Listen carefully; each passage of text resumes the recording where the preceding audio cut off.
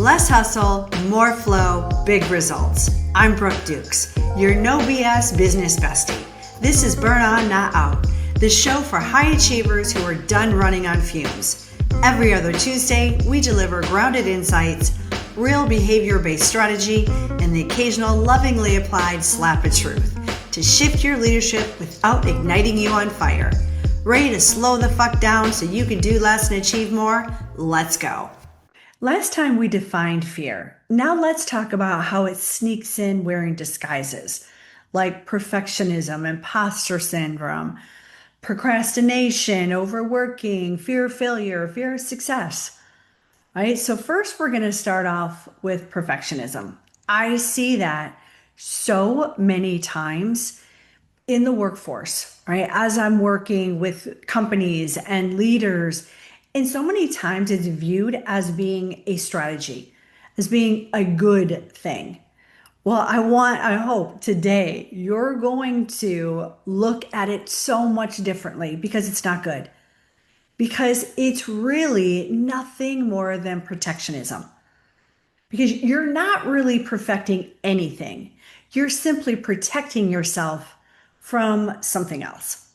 Right? So what happens and how you know if perfectionism is sneaking in for you is you're highly critical. You can be highly critical of yourself or someone else. If you're a leader and you notice yourself micromanaging or nitpicking, that could be perfectionism, right? You're setting unrealistic goals.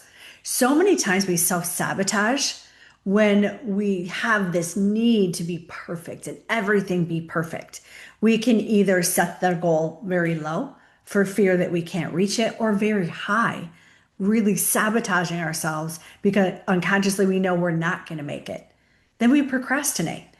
Because what happens when we feel like we need to be perfect at everything, well, if I never start something, then I don't have to worry about not being perfect at it. And a lot of times, especially for leaders who are really into perfectionism, they have difficulty delegating. In fact, my biological father had a saying, if you want something done right, you have to do it yourself. Such bullshit. I see time and time again leaders who have struggled delegating. And you're not a good leader if you can't delegate. If you can't empower your people by giving them things and tasks and empowering them to do things and giving them confidence that you know they can do it, you're not leading. Right? Then we have the fear of failure.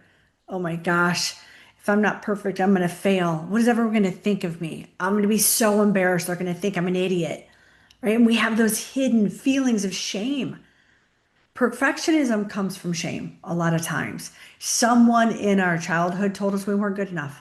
We weren't perfect enough. We weren't right. So what do? A lot of times we'll overwork because staying busy helps us to avoid that vulnerability. Staying busy helps us to prove that we're worthy because it's an unworthiness we feel within ourselves. We feel that if we're not perfect, people may not love us. If we're not perfect, people won't value us. It's an inside job. People aren't looking for you to be perfect. That's something you're putting on yourself. So I want to tell you a personal story of mine and something that really kept me stuck for quite a while. And that was presenting. Part of my role has always been to present on stage, whether I am doing a training or I am marketing or selling or what have you. It's always part of my role has always been speaking. And early on in my career, I would spend hours memorizing a presentation. And because I was so fixated on, I needed to say the perfect words. I needed to look a particular way. I needed to stand away, have my posture away. And it would take me hours for all of it. And what I recognized was when I did that, when I took all of that time to focus so much on being perfect, a few things happened. A few bad things happened. First of all, my presentation sucked always when I did that because I was freaking boring. Perfection, being perfect is fucking boring. It just is. Right? None of my personality came out because I was so in my head. It was all about me. I was not thinking about the audience at all. I was thinking about me and how perfect I needed to be. We've all been in front of a speaker and you know they're not thinking anything about you. It's all about them and it sucks. The energy in the room is bad. You don't learn anything. And here's the other thing it did. It was a huge loss in productivity for my company because all the hours I spent on perfecting a shitty presentation that I did a bad job on, I could have been working on something else and been much more productive and helped the company and add so much more value. And I knew better. Here's the other thing. Only 7% of effective communication are the actual words you say. It's all about tone and your physiology. People want to feel you. They want to feel who you are. Well, when you're trying to act so perfect, that's not who you are. None of us are that.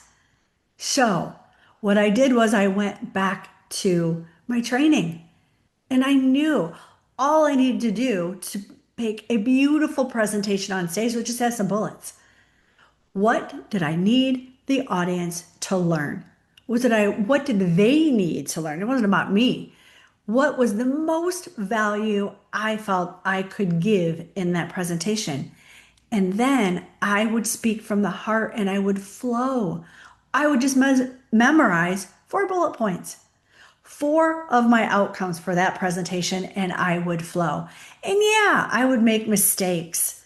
And people freaking loved it because it made me real. It made me a human because I was being authentically me. I'm not perfect and I don't want to be. So, here's how some ways that you can overcome perfectionism. One, acknowledge it's there and acknowledge it's not freaking good.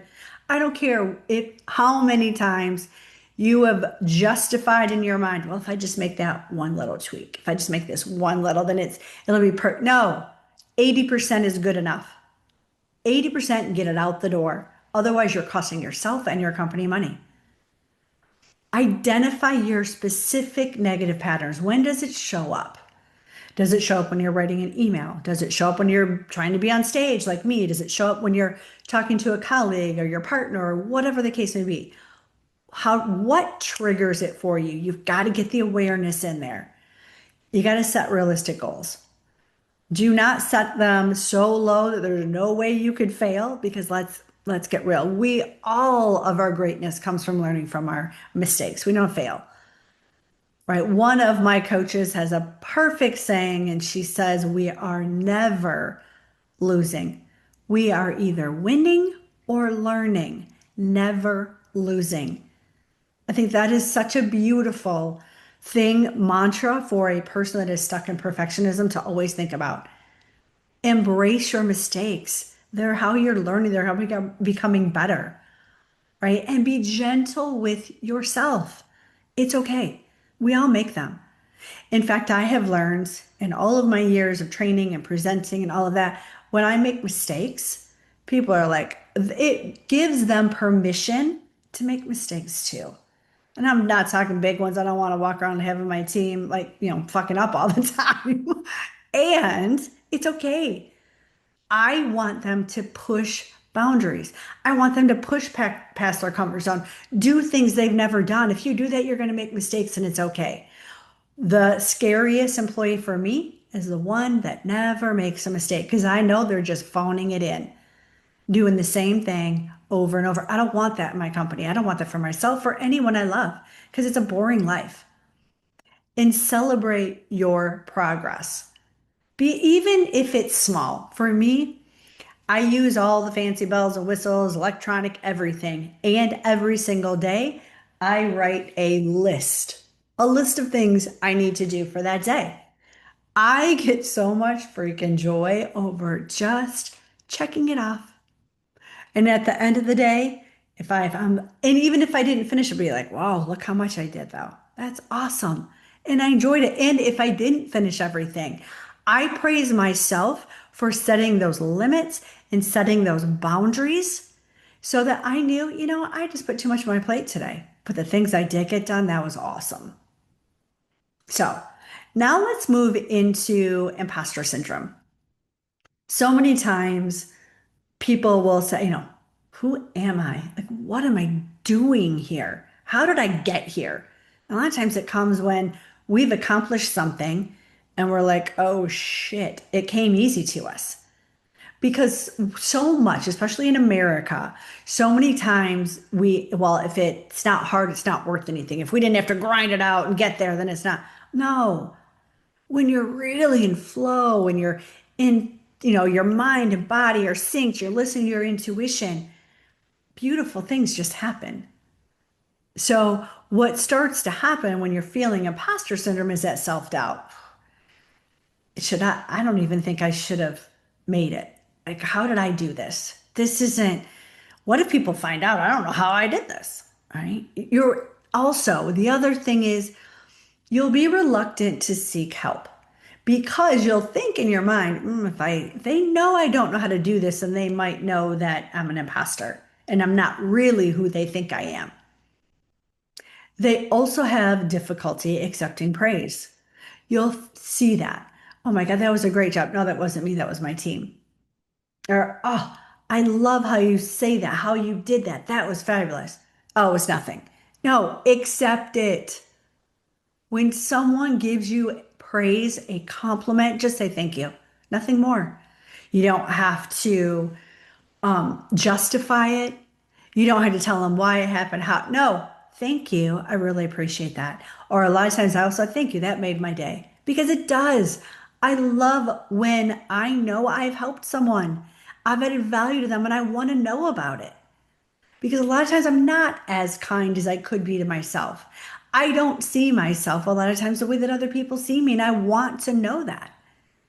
Then comparing yourself to others, that is so harmful because we don't all want to be the same. Everyone has different gifts. Everyone gets joy out of different things. And if we are all the same, again, fucking boring. No one wants that. You don't want to be just like someone else. Stop comparing yourself to someone else. You don't know the life they live. And you have no idea. Everyone's walking around being an imposter. One of the things that I think about most when I first became a mother, it was so hard for me. I did not like it. And I felt so much shame about that. I love my kids, but it was so hard. Everyone says, oh, you just feel this overpouring of love and it's so easy and it's your purpose in life. It was not my purpose in life. My children are not my purpose. My children are some of the most important things in my life, people in my life. They give me purpose and raising these amazing humans, but they're not my sole purpose. They're not. And that's okay. And it wasn't until I got into this work and I started talking to women leaders and really that I recognized everyone's struggling. Very few people find motherhood to be so awesome, but we don't tell each other. Women are experts at imposter syndrome. Fake it till you make it. No, talk about it. It takes the shame out of it. Right? And then procrastination, we've talked about that. Perfectionism comes up in imposter syndrome. They go hand in hand, right?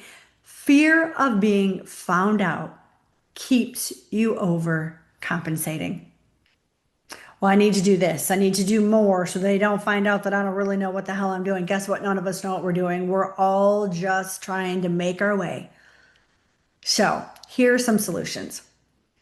Acknowledge your accomplishments. As I said, even the small ones. Stop comparing yourself to others. This one I love. Reframe your negative thoughts into positive. I don't mean every single one I get that's a full-time job. That's not what I'm saying.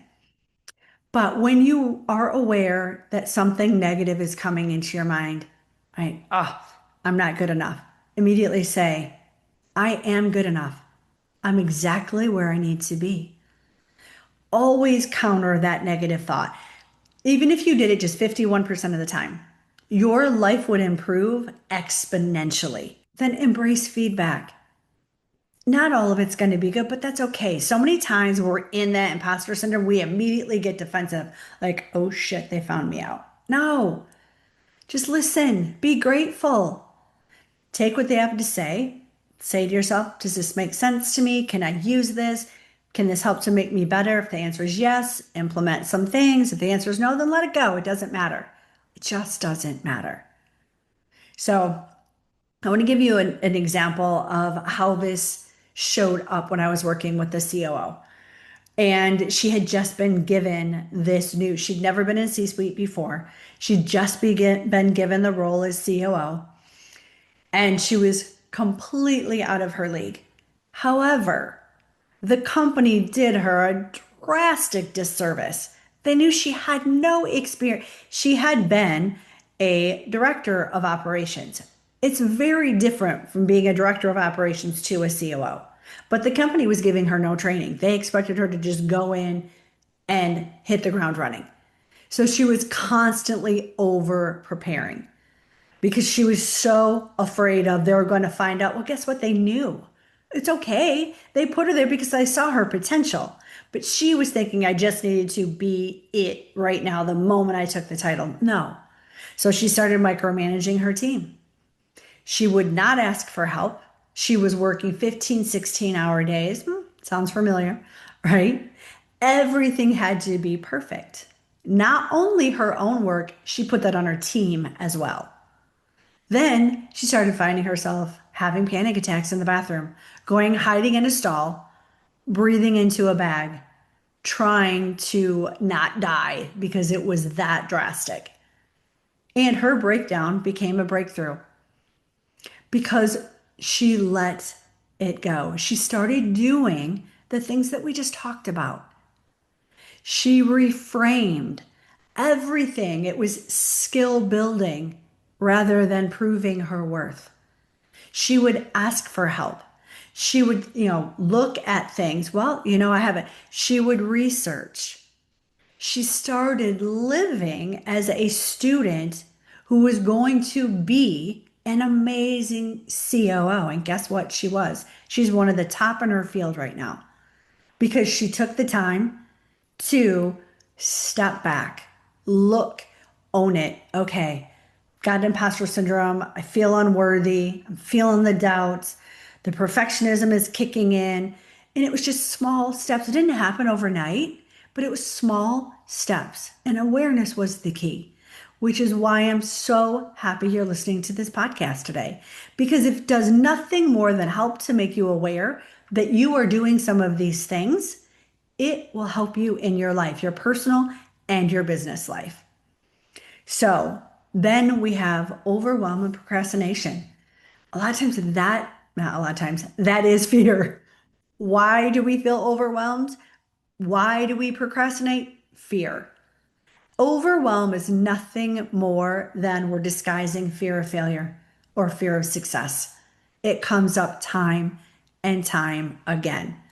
We're either afraid we're not going to accomplish something or we're afraid we do. And then, oh shit, what's going to happen then? And a lot of times that fear of success comes up when if you're grinding it out, if you're hustling every single day to be successful, well, then of course your unconscious mind is going to be, well, shit, if I'm successful, I got to keep this up for the rest of my life and I'm already burning out. No, you don't have to, because I'm here to tell you that you can do less and receive more. And we're going to show you how. And then procrastination. The biggest thing with that is if I don't start, then I can't fail. Well, guess what? You can't ever accomplish anything new either. And if you want to accomplish success and fulfillment, that's not going to work.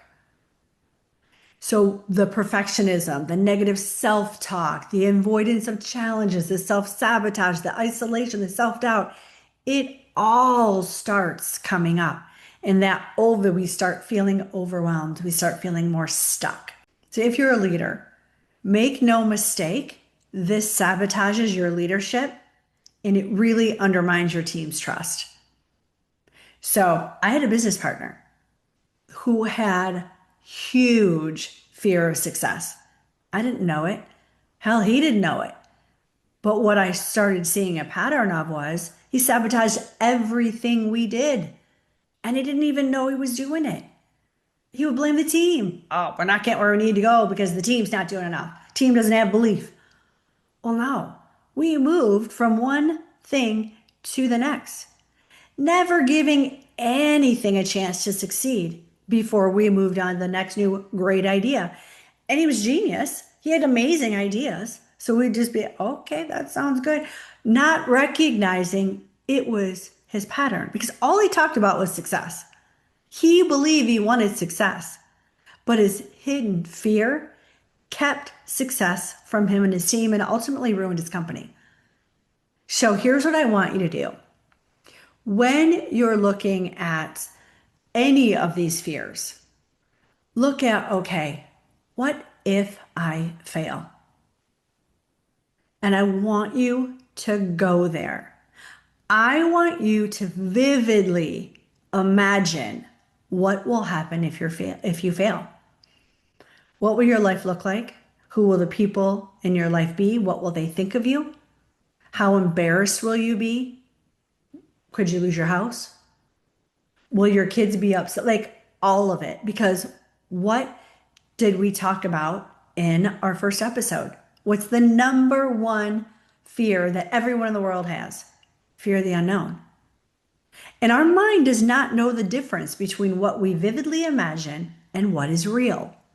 So if we go there in detail, and I want you to have an emotional response to it, if you go there in detail, it takes the power away. It dissipates some of that fear. Then I want you to ask yourself, what if I did nothing? What if I stayed stuck? What happens then? Well, a lot of times what happens then is everything we feel that's going to happen if we make the move. Same feel of failure, same, all the negative things that we thought about, but if we failed, also can happen if we just do nothing. Then I want you to go to, what if I succeed? And I want you to feel this. I want you to feel how amazing it's going to be when you succeed. And go there. In every best cases, sit down by yourself, somewhere you feel safe, somewhere that no one's going to interrupt you. Journal, meditate, whatever you need to do on these questions, right? Just, I want you to be in a place where you can imagine it all. What if I fail? What if I did nothing? What if I succeed?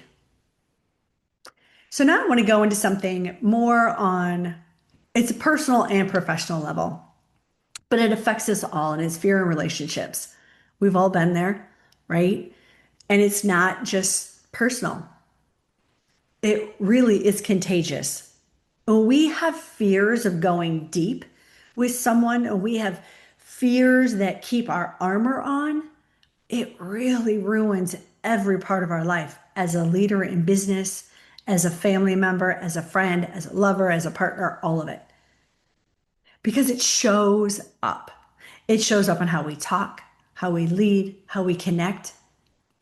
And it doesn't stay in one place. It travels with us. So if you're afraid of conflict, you'll say yes when you really mean no. You'll avoid those hard talks because you don't want to upset anyone. But that silence, it builds pressure, and eventually it explodes or you just shut down. So afraid of being rejected. You might try to do everything yourself and you won't ask for help or speak up when something feels off. You'd rather be overwhelmed than risk someone thinking you're weak or not enough. Well, that's not going to ever get you what you want. You have to feel that fear and step into it proactively. Don't wait until you're backed into a corner and then come out, oh, this is what I want. No, well, that's not productive either, right? You want to proactively be able to speak when something feels off, to speak when there's something that you want, when you need help, when you feel overwhelmed. What if you're afraid of being misunderstood? Well, you'll over explain, you'll over apologize, and stress over every little word. You'll spend more time worrying about what to say than actually saying it, just like in my example with the presentation earlier. That never serves anyone. It always falls flat, and a lot of times it's a disaster.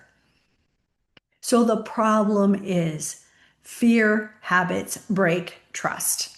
They cause confusion and keep people from really knowing you. And that makes it hard to lead. It makes it hard to love. It makes it hard to work well with others. It makes it hard to be a leader. So, what to say instead? Just start small. Even, hey, I'm feeling a little off. Can we check in? Or I was nervous to say this before, but I want to be honest.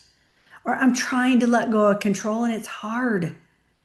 Telling the truth doesn't have to be loud, it just has to be real. Just be authentic. It doesn't have to come out beautiful and flowery and all the shit. Just be real.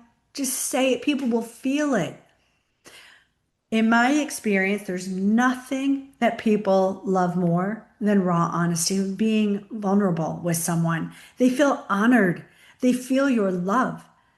Even if it's a professional relationship, they feel your trust.